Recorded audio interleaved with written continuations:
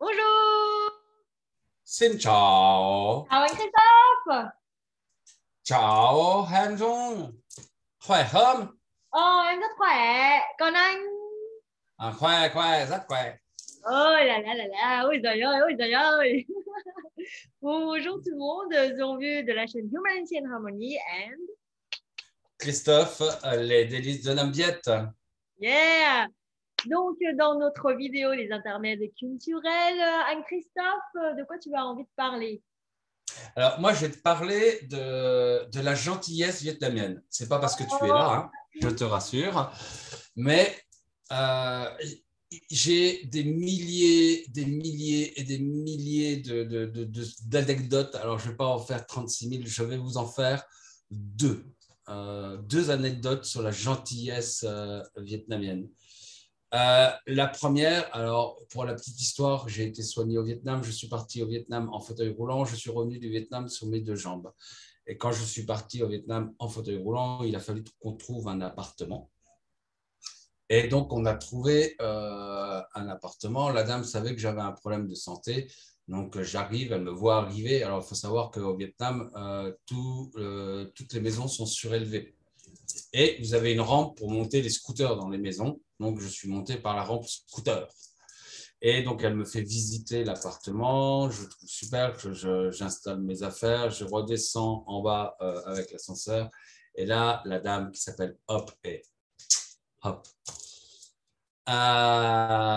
me regarde dans les yeux et me dit, toi, tu t'occupes de rien. Moi, je vais te donner à manger. Moi, je vais m'occuper de ton appartement. Je vais laver ton linge. Et pendant 6 mois, elle s'est occupée de moi sans rien me demander en échange. Pas un centime. Voilà. Ça, c'est la gentillesse typique des Vietnamiens. Si vous avez un souci au Vietnam, n'hésitez pas à vous rapprocher d'un Vietnamien parce qu'il aura toujours une oreille attentionnée envers vous.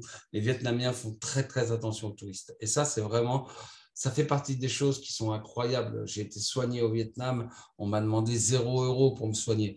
Enfin, c'est des milliers. Il y en a une dernière que je vais vous raconter. Je vais sur la baie d'Along pour signer, enfin, pour partir en voyage avec ma femme.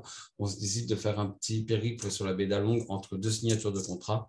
Et j'avais mon téléphone pro et mon téléphone perso. Et on monte sur le bateau, on arrive sur le bateau, j'étais avec des amis vietnamiens, et là, je me rends compte que mon téléphone pro n'est pas sur moi.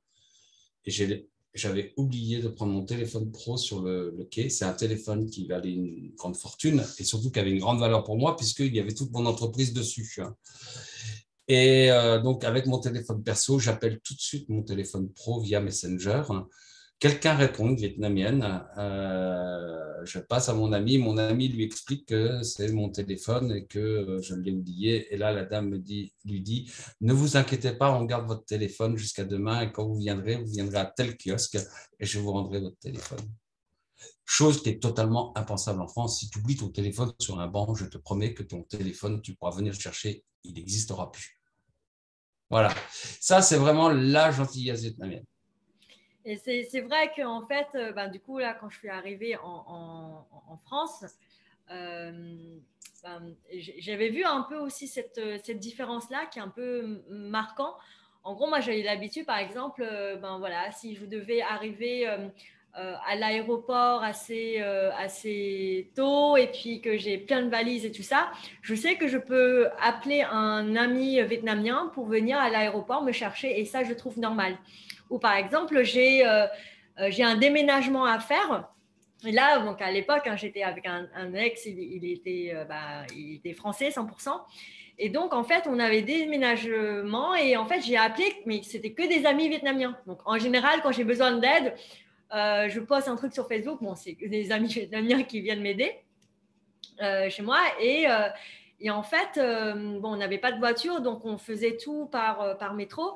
Et lui, il était gêné. En fait, il dit, mais pourquoi est-ce que tu oses demander ça en fait à tes amis? Moi, ça me choquait pas. Pour moi, en fait, on est content dans la merde, d'être dans la merde ensemble, quoi, en gros. Et, euh, et c'est normal, on s'entraide. Et puis, voilà, j'ai besoin d'aide, donc ils viennent m'aider. Je ne me pose pas plus de questions. Et en fait, c'est au contact en fait, avec ce copain français que je prends conscience que en fait, c'est quelque chose qui n'est peut-être pas forcément normal pour tous les Français. Parce qu'il y a aussi des Français qui sont très généreux, très, très gentils aussi.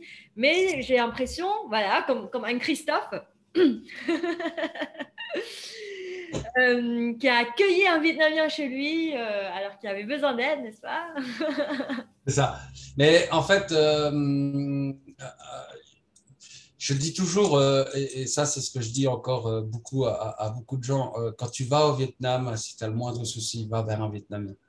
Quand tu... Voilà, c'est vraiment la qualité vietnamienne. Alors en France, il y a des gens qui sont très très sympas aussi, hein.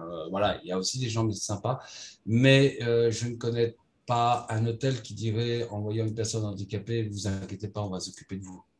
Je ne vais pas partir, abandonner mon téléphone et le retrouver le lendemain. C'est des choses qui sont vraiment typiquement, voilà. J'ai vu, je me rappellerai toujours, une dame qui avait fait tomber ses clés dans un égout de Hanoï, tu sais, dans les grosses plaques d'égout. Et donc, elle était affolée, elle pleurait et tout. Et là, en fait, tu avais des scooters Grab. Alors, les scooters Grab, c'est les taxis, hein, c'est les taxis au Vietnam. Et tu as 5-6 scooters Grab qui se sont arrêtés et qui ont ouvert. Et il y en a un qui est descendu dans l'égout pour récupérer les clés. Voilà. Ça, c'est typiquement vietnamien. L'entraide est permanente. Et c'est pour ça d'ailleurs qu'au Vietnam, on dit il y a pas de pronom tu ou voilà, c'est toujours frère, grand frère, petit frère ou petite sœur, grande sœur. Voilà.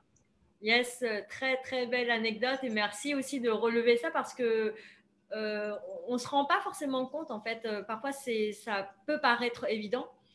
Et du coup, quand je suis arrivée en France, bah, j'ai découvert cette possibilité de dire non si ça t'emmerde, en gros. Non, tu dis pas non, tu dis oui. Dis, oui. C'est ça.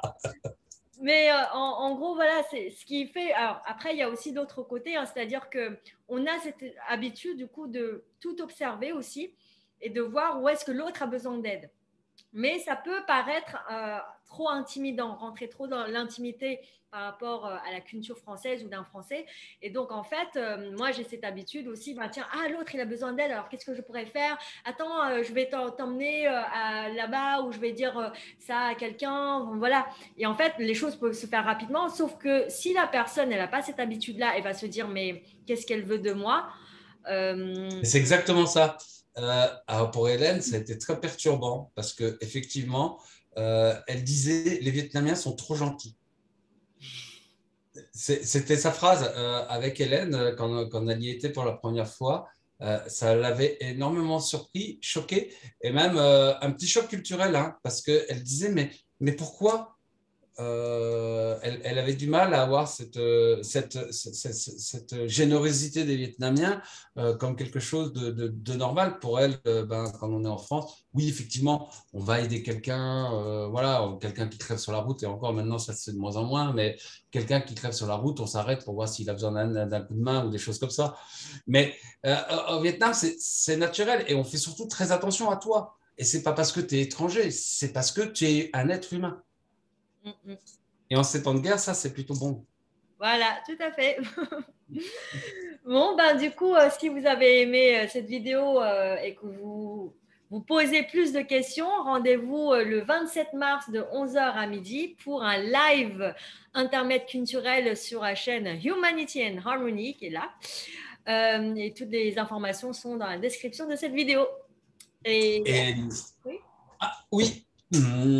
Et naturellement, sur la chaîne Les Délices de Limbiette, le 21 mars, où pendant à peu près 1 heure, Zong va pouvoir répondre à toutes vos questions sur les cours de Zong, mais aussi si vous avez des questions culturelles. N'hésitez pas à nous les poser. On sera heureux de vous répondre. Je sais que vous posez beaucoup de questions sur les cours de Zong. Voilà. Donc, n'hésitez pas à les envoyer par Messenger. Si vous avez déjà des questions, on les note et on les transmettra à Zong pour qu'elle puisse répondre. Voilà. Merci Zong. Không có gì, de rien. Ou avec plaisir. Alors, tạm biệt. Tạm biệt, à très bientôt. Ciao, ciao. Bye bye. Bye bye.